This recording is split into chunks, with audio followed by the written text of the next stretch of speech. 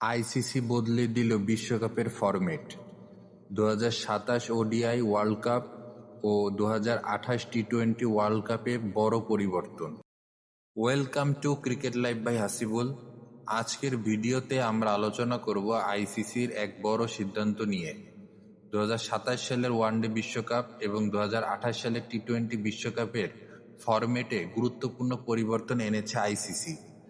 নতুন এই নিয়মে কি বদলেছে, কোন দল লাভবান হতে পারে, আর দর্শকদের জন্য কি থাকছে নতুন, সবকিছুই জানাবো এই ভিডিওতে। তাই এই ভিডিওটি শেষ পর্যন্ত দেখুন।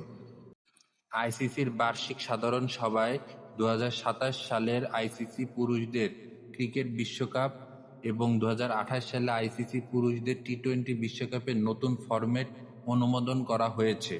আইসিসি জানিয়েছে, এই পরিবর্তনের মূল লক্ষ্য হল আরও প্রতিদ্বন্দ্বিতাপূর্ণ ম্যাচ উপহার দেওয়া, টুর্নামেন্টের মান উন্নত করা এবং খেলোয়াড় ও দর্শকদের অভিজ্ঞতা আরও ভালো করা।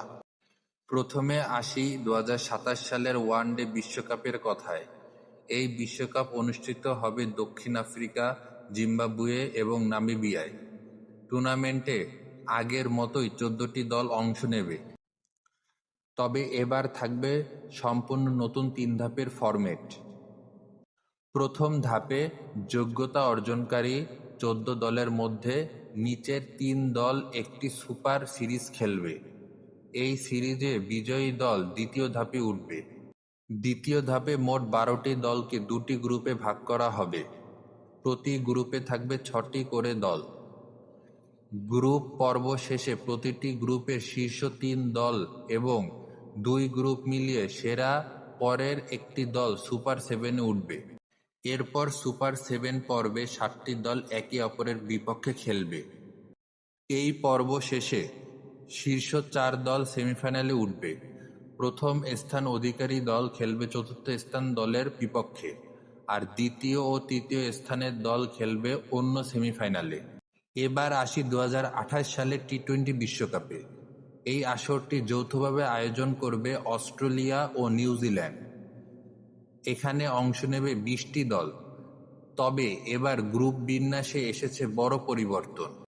আগের মতো 4টি গ্রুপ নয়, এবার থাকবে 5টি গ্রুপ। প্রতিটি গ্রুপে থাকবে 4টি করে দল। প্রতিটি গ্রুপের শীর্ষ 2 দল উঠে যাবে সুপার 10 পর্বে। সুপার 10-এ থাকবে 2টি গ্রুপ, প্রতিটিতে 5টি করে দল। 2 গ্রুপের চ্যাম্পিয়ন দল সরাসরি সেমিফাইনালে যাবে, আর দ্বিতীয় ও তৃতীয় স্থানের দলগুলো খেলবে নতুন এলিমিনেটর রাউন্ড। এই এলিমিনেটর এর বিজয়ী 2টি দল বাকি 2টি সেমিফাইনালে স্থান নিশ্চিত করবে।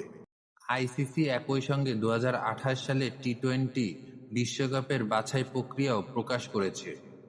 ইতিমধ্যে Bharat, Bangladesh, Pakistan, Australia, England, New Zealand, দক্ষিণ Africa, Sri Lanka, West Indies, Afghanistan, Ireland এবং জিম্বাবুয়ে সরাসরি বিশ্বকাপে জায়গা নিশ্চিত করেছে।